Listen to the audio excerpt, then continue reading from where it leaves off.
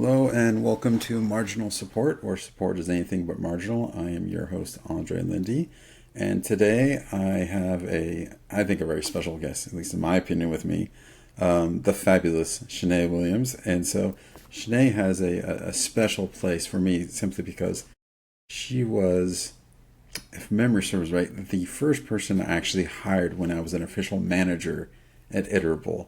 So Shanae, thank you for coming on today. It's great to see you again. Great to see you as well, Andre. Like I said, it's been a long time, but we're coming back full circle in such an amazing way. So thank you for having me as a guest. Well, it's when you reached out and you're like, "Hey, I want to be a guest." I'm like, "Sweet, yeah, let's make this happen." Um, so for the other people that don't know who you are, can you introduce yourself, please? Sure. So I am Shanae Williams. I'm currently a manager on Iterable's Premier Support team. I head up our East Coast division as well as our London team currently. So I have two very distinct teams under my belt. So couple of challenges there, particularly because I'm a first time manager. I was working on the tier one side of Iterable for a while. Andrew was the person who hired me. But I definitely didn't know at the time that I was your first hiree. That I had no clue on. Well, you were just such a seasoned manager when you took me on board, and I was like, oh, this guy knows what he's doing. It's shocked to know now that I was your first hire. But I definitely learned so much from you then. I'm still learning from you. Watching your support minutes, reading your posts on LinkedIn, there's so much that you do to share, in terms of knowledge. So I'm glad to just be a sponge and absorb everything you have to share.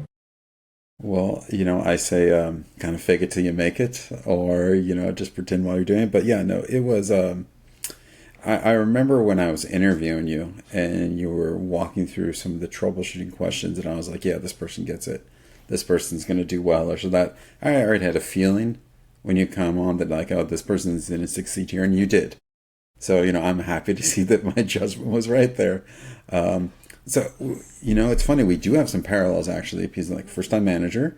And then when I came on, I also was managing both the New York team and the London team. So before we get into our topic about first time managers and what you wish you knew, I'm curious, what's your experience been managing two time zones? Because that definitely comes with its own challenges. Yeah, that has been super rewarding, but also really, really tricky. Um, because more than just two time zones, they're fully two different countries. Two different, very different sets of backgrounds. To keep in mind as you're working between your two teams and culturally just understanding.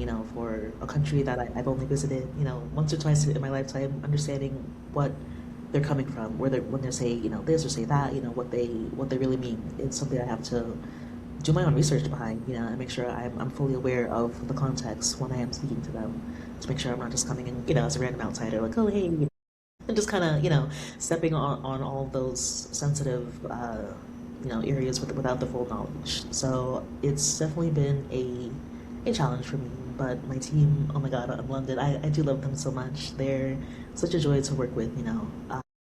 One thing that I have done though, I traditionally was working 8 to 5, being based in New York, what obviously worked out the best for my team, my customers.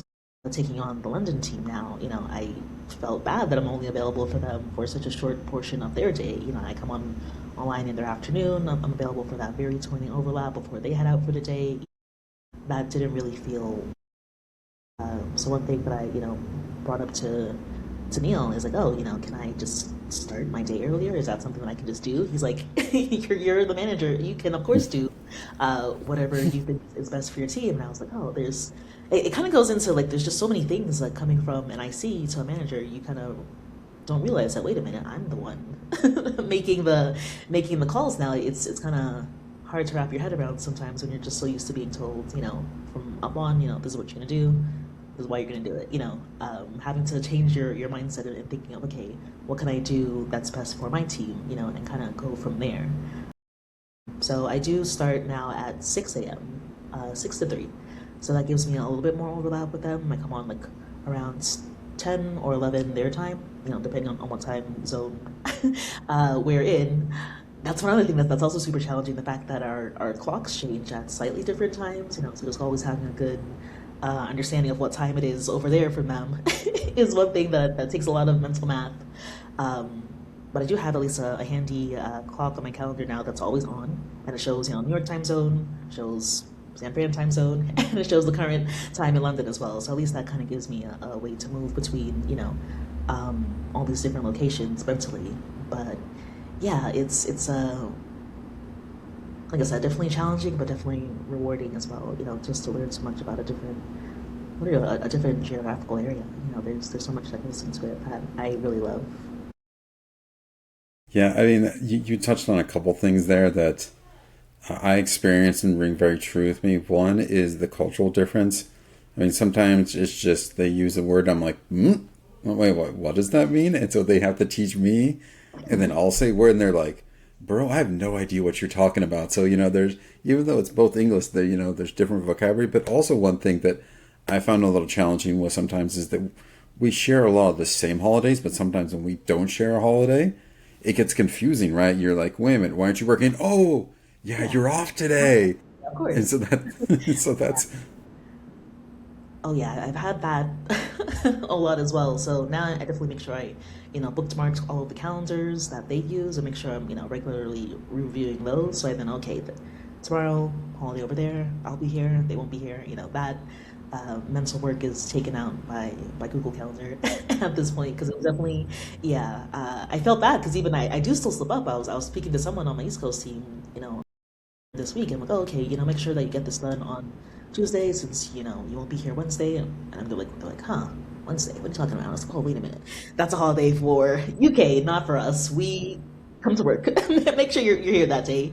And he's like, okay, boss, I so you're clearly losing it. But it's funny to have to kind of mentally just pop yourself into two different sides of the world, throughout the course of the day. My team is they're very patient with me. They're very understanding of me, and that's one thing I can never be too grateful for. They definitely humor me, so we get great results in that way, I'd say. that's great. Well, it sounds like you're doing a great job. I mean, a couple things that you did that I think speaks to your leadership is one that you saw that there wasn't enough overlap and you weren't giving them enough representation. And so the fact that you said, "Hey, I'm gonna, shift my schedule by myself," that's great because that probably makes them feel, warm and tingling inside that they actually have a manager that cares about them. But you also said something that is very true, and I think this is a good entry point into our discussion about first time managers, is that when people come from an IC route, their day is already created for them. I come in at this time, I do these tasks, and then I go home. So your day is very structured. It's easy, but how jarring was it for you when you did come that first time manager? Because for me, it was like, wait a minute, I have to make my own day? What's going on here? Yeah, very, very that. It's one thing that I spoke to Neil, and for those who don't know, Neil is our VP of support. So he is, someone who also interesting. We've been seeing growing over the entire time I've been here. When I first started, he was our director. Then he moved up a couple roles into his VP position. But he's someone who still always makes himself very accessible to anyone on his team to talk through for advice or just to chat. He's someone who definitely puts an emphasis on being an accessible leader. So he's someone that I would say I'm definitely trying to take a lot of pages out of his book now these days and just kind of see what's Neil doing. How can I be more Neil like in the things that I do, because he really does have just such a wealth of knowledge, and the personality that makes you want to be a better leader as well. So I talked to him earlier on and said, Neil, what do I even do? Because it does feel a bit like you're just kind of thrown into it sometimes. So I just started asking questions. I was like, what is my day even supposed to look like? He's like, you need to see that for yourself. I can't tell you what your day is going to look like. There's less, obviously at this level, there's less, direction. You just kind of have to know for yourself, listen internally to see what feels like the right thing to do and kind of go from there. So I'm like, okay, what does that even mean? But now I am seeing, that I'm a year or so into the role, I am seeing uh, what makes the most sense to spend my time on versus the things that I can, kind of put off for later in the week or have like a more regular uh, check in on certain things. So it was more trial and error, it feels like, than anything, because I certainly started off saying, okay, I'm going to do this every single day. And then a couple of weeks into trying to do that, I was like, wow, this is not happening. This is clearly too much for one person to try to do every single day. The intention is great, but realistically, it doesn't get done, So I feel like it's not until you actually try certain things and realize, okay, what is possible in the real world that we live in versus what is just a nice ideal that I have in my head, you kind of get to the sweet spot. So just kind of balancing between what you'd like to do and what is actually, possible for a human to to do, kind of helps, put some things into place. So there are certainly things that I'll do, first thing in the morning. I know I want to check in on, customers and just kind of look through the channels and see, are there any questions that might have been missed while the agent was after hours? Because there are sometimes customers that don't realize that their agent is available. Anything that has to do with the customer, not getting help is obviously a priority. So I just kind of do a quick check through those and make sure there's no straggling, unanswered questions. And if I do, send a message to the agent first thing, like, oh, hey, seems like you might have missed this. Try to follow up when you can, prioritize this when you can, that sort of thing. But then just through the course of the day, checking in with them directly, my agents, and seeing, is there anything that you're struggling with that I can help you out with?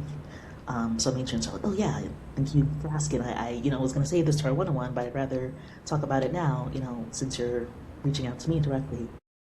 Take some time for that for sure, so they, feel supported in that way.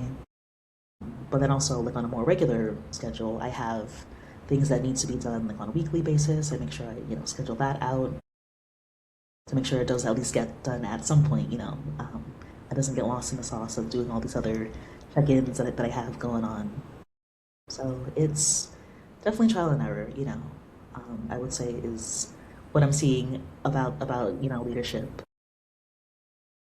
What is something that you're doing now that when you look back, you're like, oh, wait a minute, my manager did that for me. Like you didn't really realize it until you're on the other side of the table. What are a couple things now that like now that you are on the other side where you're like, oh, that's what my manager was doing when that person did that.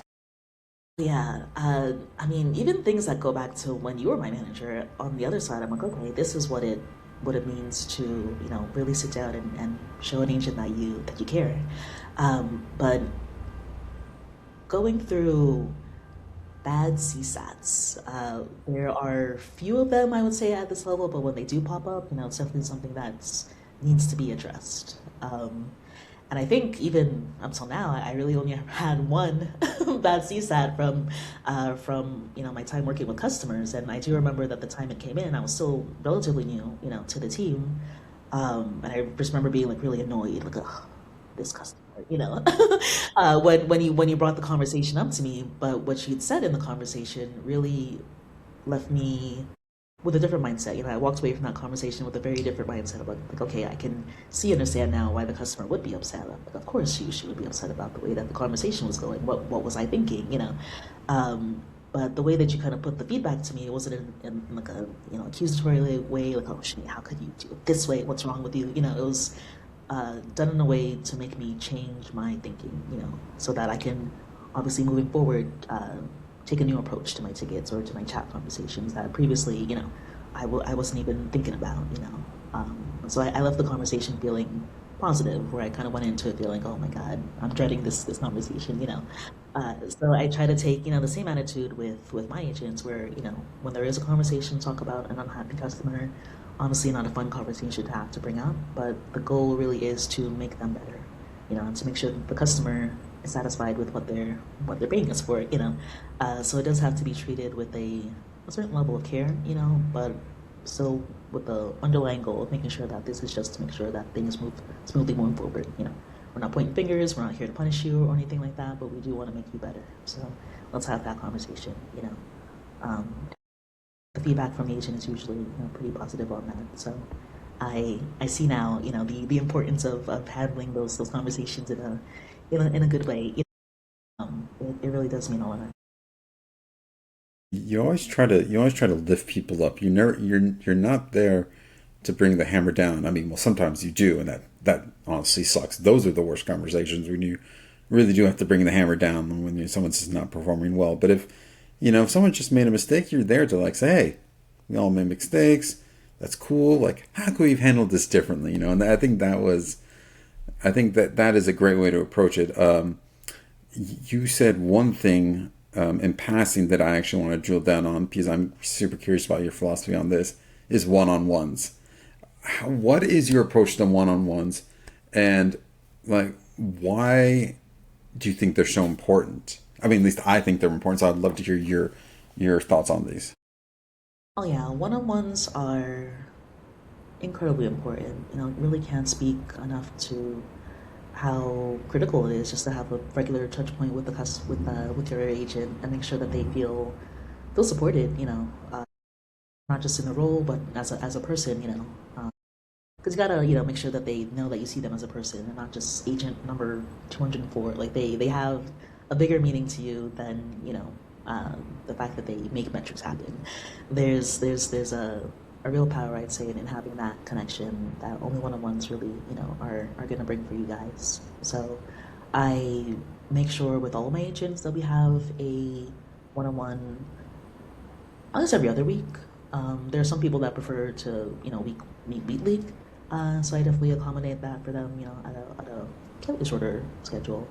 But make sure that they do, have the cadence that works for them because they're the ones, they're doing all the hard work. They're talking to customers, they're answering tickets, they're updating docs. Like they are very busy, but want to make sure that the cadence that we're meeting at is the one that works, for them. So, I'll ask them every once in a while, does this meeting schedule still work for you? Have things changed? And usually they'll say, oh, yes or no. And we'll kind of move from there. But the one-on-one, it really is, I think this is something that you taught me as well. The one-on-one is mainly, their time. So I make sure for all of them that we have a running agenda, which is something that, throughout the course of the week or whenever they can pop in anything that they might want to talk about once it comes to our one-on-one. So I can at least go in knowing, okay, this is what we're going to get into probably. Let me do at least maybe a little bit of research going into this so I can at least speak to it in a proper way. When they bring this up, I'll know, I'm not just talking out of my ass. I'm saying something that's actually meaningful to them, in the moment. So I just, remind them to keep filling out that doc over the course of the week. And I also, make sure I keep notes when we're talking about what it is that we discuss so that I can reference it later on. If it's something that they just mentioned in passing, I want to make sure I write it down so I can ask them about it later on. Like, oh, hey, how did that, kickboxing tournament that you said you were going to go to last week, how did it turn out? I think that does show that they are more, like I said, more than just a worker. They're an actual person. So try to make sure we, keep the conversations light at the start, and then get into business. But always their business first. Any notes that they put, I'll address those first, and then I'll get to my ones. If there's time at the end. And if, if there's no time, we'll schedule like a follow-up meeting the next day. To get back to the things I wanted to talk about. But it is mainly, them there for them to. So that's my main philosophy for sure. I well, I mean, that does sound a lot like how I used to run mine, so I'm happy that rubbed off well. One thing you said that I think some managers just don't realize how important it is recognizing the non-work events that these people are doing and these people are telling you about, because that's a level of trust that they're sharing with you, saying that they're going to do in their personal time. So when you say the kickboxing, or hey, how was that concert, or things like this, it doesn't pay immediate dividends, but what it does do is that it does show you as a person, and then you can share some personal information with you. So it creates a level of trust with them that I think helps down the road when you do need to have some difficult conversations. So thank you for bringing up that. I think that's absolutely so true. What I'd also be curious about is, how has your relationship changed with other leaders in the company now? Because it used to be, this rock star IC that was, answering clients' questions, but now you're a peer with them. How has your relationship changed with the other leaders in the company now? That's something that for me, I still struggle in a lot of different ways to see myself as a peer, as someone who is I am one of you guys. I still feel like, oh, okay, this is my senior. Um, but I do reach out to them so much. I'm so glad that they're also welcoming and so, free with their time and say, hey, if you do want to talk about anything or if there's something that you're unsure of how to do, that I can, guide you on, put some time on my calendar. And we kind of talk through that way. So I think that openness is like starting to help me feel like, okay, I am one of the leaders, but it's still really honestly much harder than I thought it'd be to just switch the mindset of like, okay, I work for you versus I work amongst you. That's something that I still, a year and a half in still, have some issues with. I'm getting better bit by bit. I think imposter syndrome, which is kind of a little bit what you're describing here, is I think one of the realest forms that you can show that you belong because you're not taking yourself serious, right? You're saying, okay, do I really belong here? But then others do say you belong here. So, what has something that you've done for another leader really show them that, hey, I'm actually with you, I belong among you? For sure. So there are a number of new leaders that we have on the CS side. People who didn't come up through the normal promotion way. These are external hires who have all of this leadership experience, but not so much experience with Iterable specifically, or like how we do things, like what our platform even looks like. Like they are brand new in that sense. Where to me, they see me as just this like beacon of knowledge, for having been with the company for as many years as they have. To them, I seem like the person who knows it all. Where to me, I think they're the person who knows it all. So there is one leader in particular that I meet with every couple of weeks. We just have like a standing meeting where I just kind of fill her in on things that she's unsure of, relating specifically to Iterable, to our organization, to our structure on, certain things, our approach on certain things, where she shares with me on her side, just general leadership, tips, like how you handle this with your team, how you handle that with your team. Comes from her years of experience of doing, exactly that.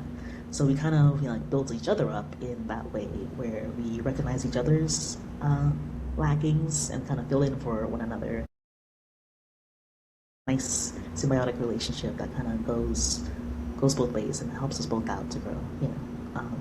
So that is, I'd say, it kind of plays out that way even with my direct manager as well, who's someone who's also an external hire, came from a different company, but has a ton of actual leadership experience under his belt. He's been doing this for years and years, where I'm still brand new.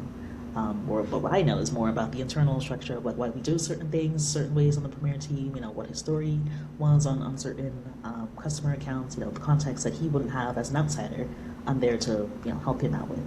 But what he helps me out with is, of course, what do I do when my team member does something I don't like? Like, how do I have this conversation with them? He has that prior experience that he can tell me, it's nothing specific to Iterable, but it's something he can tell me just as a general, means of direction. Like, this is how this really should be handled. And I'm like, okay, cool.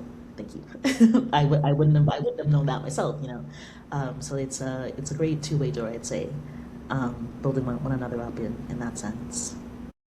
I think one thing that took me a while to learn, I think you're doing a great job of learning it, is that sometimes managing up can be difficult but also rewarding. Like the way you've talked to these other leaders that come in, that they have knowledge, and just because they are more senior doesn't mean that they're more knowledgeable. The way that you can teach them how things work within the company is a skill that I think a lot of new managers struggle with when they first come on.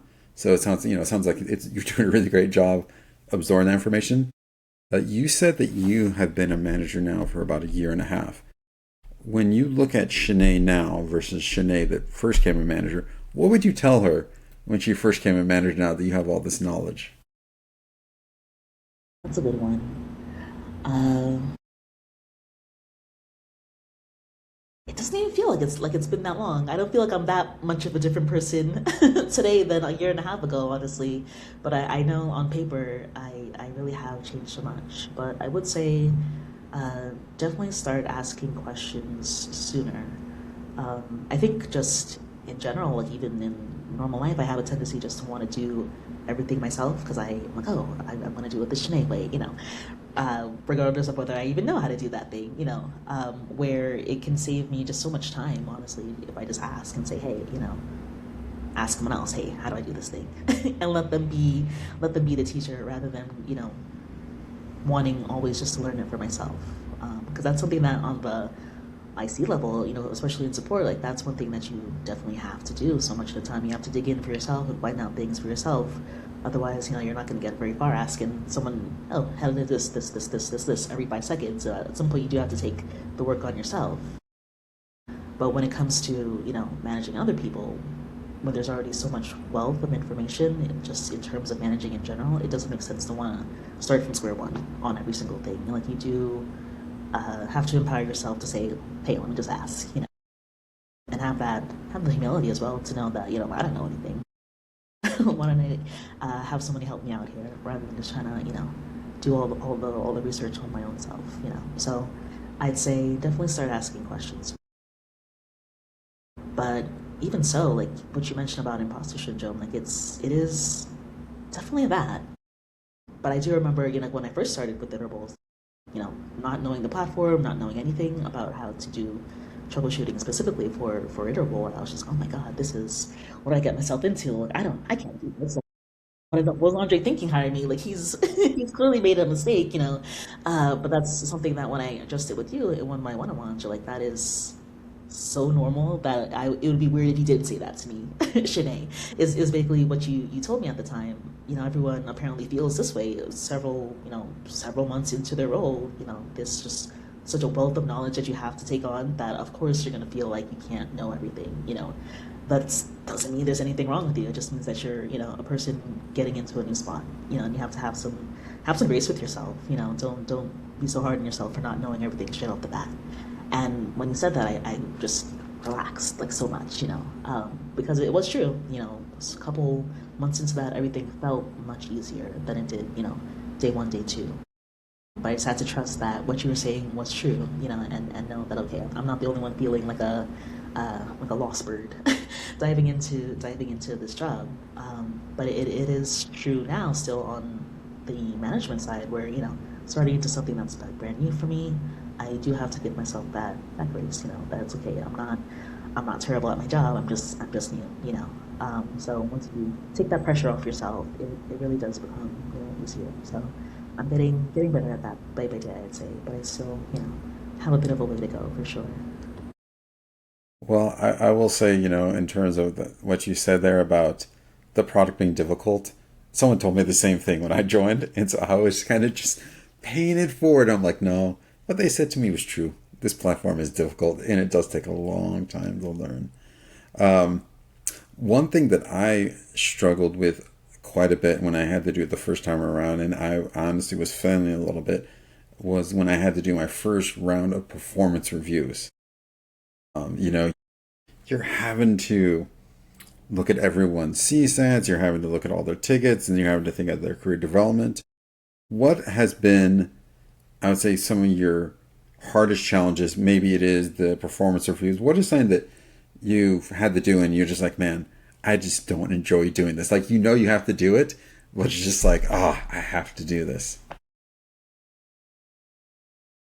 I'd say definitely into looking into metrics for my team, and just getting that understanding on a used to be a weekly basis of where things are going, what things are look like in terms of numbers.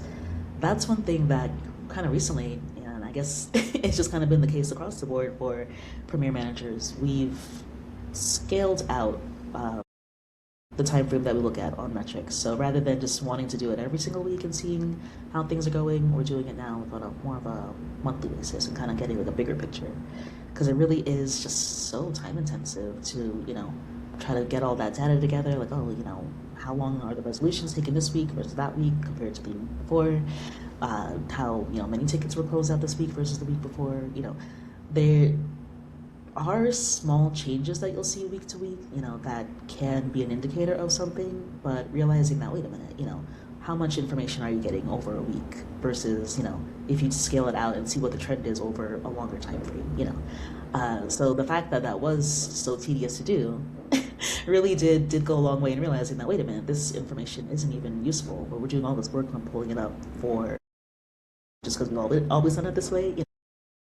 That's how something that work might work better for the tier one level, but at the more senior level that these agents are at, we shouldn't really so minutely be going in to see how they're how they're doing every single week. Kind of give it a longer time frame, take some of that extra work of calculating things off our plate, but also get a better understanding of what the actual trends are versus just the super zoomed in understanding every week. That, yeah, didn't like doing it, no longer do it. But at least in a way that makes more sense for everyone is our new process. And I think it makes things a lot easier for everyone across the board. Now that you bring up metrics and trends and just data, I'm curious, have you started to embrace any of the tools out there, like, maybe Notion, a Notion book, or, Gen AI, or have you started to use anything that helps reduce some of that manual or for you, that you can kind of put everything into a bucket and then it starts to spot the trends for you? Yeah, so there's one tool. I mean, we're so excited about this when we first signed up with it, but we're looking now at other options because it does get us part of the way there, But I think there's still tools out there that might do better options. So maybe that's something that you can help recommend. But we're using something called the loops, which uses AI in some pretty interesting ways. That can help compile metrics, automatically, like bare region, which is something that we didn't have before. So that was something that was getting done manually. You can set the time frames a lot easier than you would just like going directly into Zendesk and trying to pull things yourself. There's a lot of things that the loops does, really well. That does take, definitely some of the work off our plate, but doesn't really feel like it goes far enough. So we are in RFP with them now, sadly, and just kind of seeing, what other options are out there, AI powered, that can kind of get us all the way to where we want to go. But yeah, realizing that the AI can do so much of the work uh, really does open up their eyes. Like, okay, how much more can it do to make this whole process, for something that needs to be done, at least make it simpler. So yeah, curious if you have any recommendations that we might want to look into besides loops, but that could be a conversation for another day.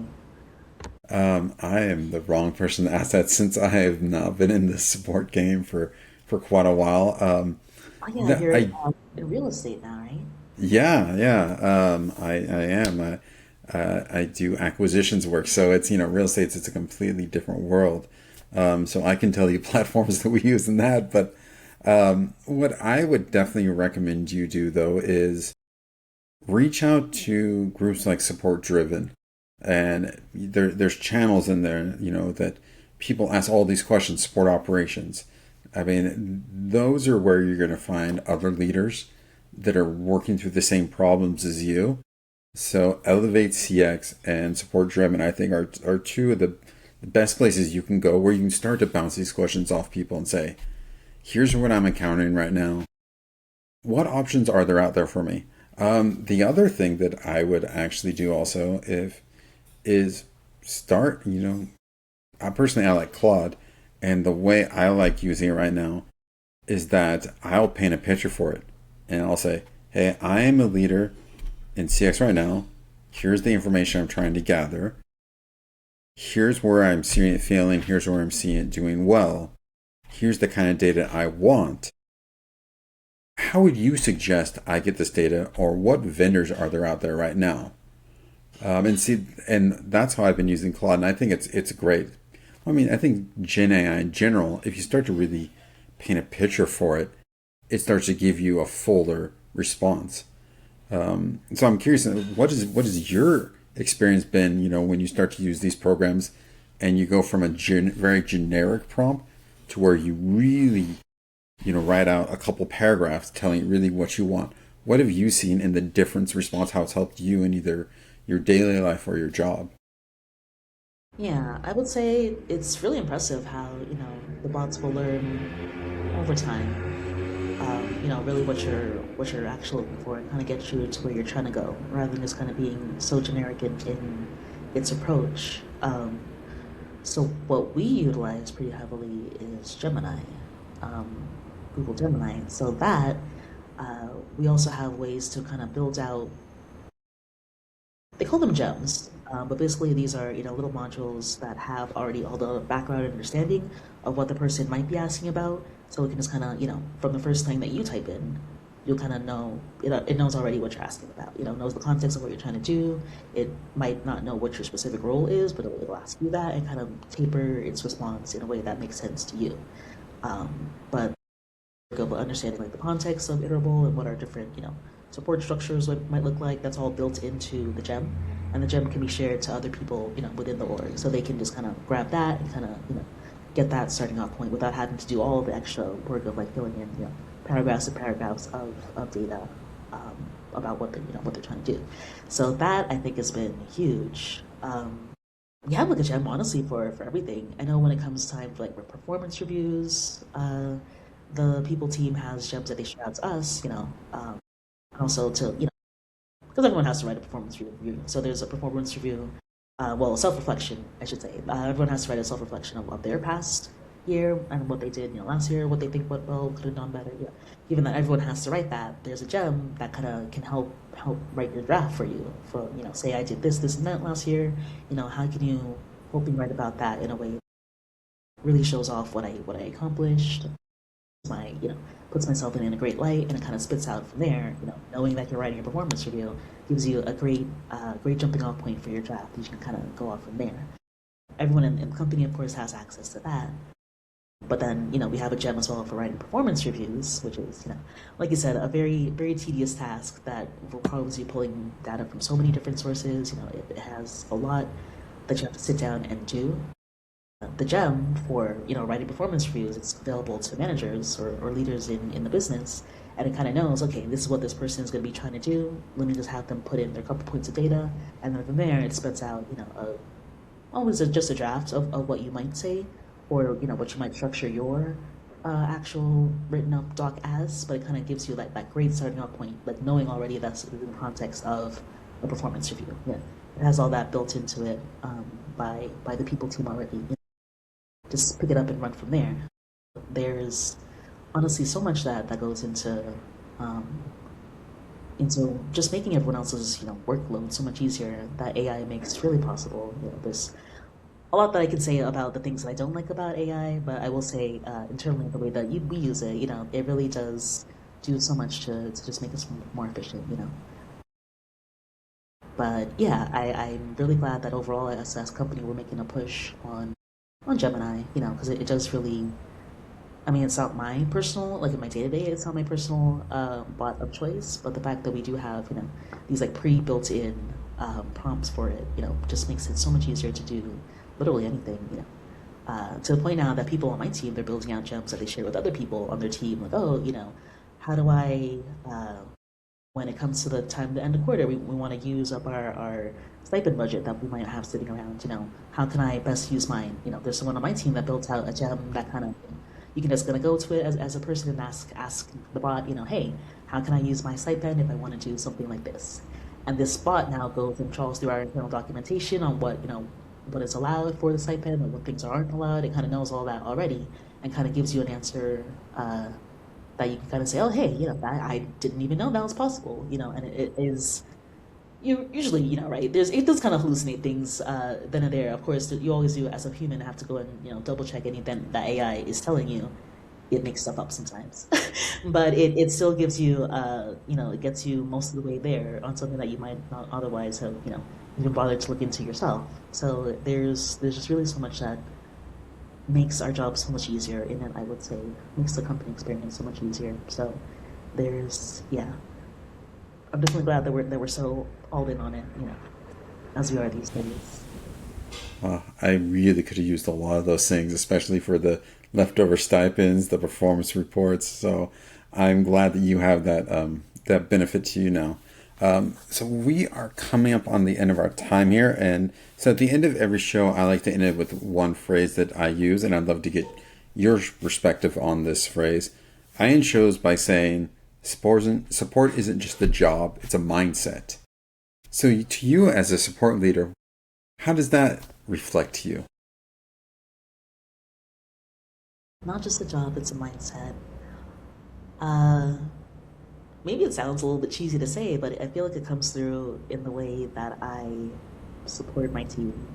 I never want them to make them think that I'm just here because I'm here because I get paid. I'm here because I really do care about seeing them grow, seeing them succeed. Uh, there is one person on my team, and I tear up even just thinking about it. But she has accepted a role for engineering team, and that's something she's since day one, since I had her. She's kind of made it clear that she wanted to be a front engineer. Support was just a kind of a thing for now for her, but her main goal was to move into engineering one day. And I said, okay, the entire time that we've been together, we're working together on, seeing who are the right connections that she needs to make on an engineering side, what courses she needs to start diving into, what skills she needs to brush up, when interview time comes, what is it that you need to know going into the interview. Some interviews didn't work out. What feedback, I could pull from the other managers, say, hey, what can she work on to make sure that next time she tries that this does go the way that she wants, just being really supportive of your team it goes such a long way, And I feel like even though she's not doing her main work on the side, it's something that she still brings her full self into her work because she knows that she's being so well supported, by me, by upper leadership, by Neil, knowing that we all have her back made it possible for her to just to be the best person that she could be when she comes into work every day, not someone who's like clocks in and says, oh boy, here I go. She knows she's walking into something that's uh, feels like a true support system. But I can say that honestly for the entire support team, everyone is just so helpful of one another. Everyone is very collaborative. No one is ever feeling like it's closed off and like you can't talk to them. Everyone really is there to support one another. It can't just be something that you say. It has to be something that you show.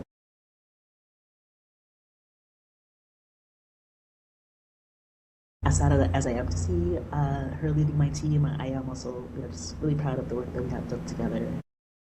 In one of her final messages to me, she just thanked me really for all the support. I can't say I don't want to say I cried, but I definitely got those tears in my eyes, like seeing what the product is of all the support that you put into your day to day work. It really does pay off dividends in the end. Yeah, I'm hiring now to for her backfill, and now this is another first for me where I'm just like, okay, hiring. All right, what's this about? So there's always something new. I would say on the support side, on the leadership side, especially always something new to learn. For this, for sure, I am leaning on all the other managers because they at least at some point had to do hiring of their own. So they're super helpful. Also to handle this or that. There's so much support that I do get in the things that I do as well. I get it, and I get it is my goal. I so many good answers there. I could jump into so many threads there, but it is time for us to wrap up. So, Shanae, thank you again for coming on the show. It was great catching up with you and great speaking with you. Same here, Andre. And thank you for just all the content you've been putting out over the past couple months. And I've been looking it up lapping it up like a dog. Like there's just so much to learn from everything that you've shared. In all these different formats, and in your posts, in support minutes. There's the other marginal support vids. I've watched through a few of them, and there's just so much good stuff to learn from. So thank you for making it available not just for me, but for everyone who's in my shoes. We're definitely getting a lot out of this. So thank you again for the initiative. My pleasure. Well, have a good night there, Shanae. All right, thanks, Andre. Same to you. All All right, right, bye. ciao.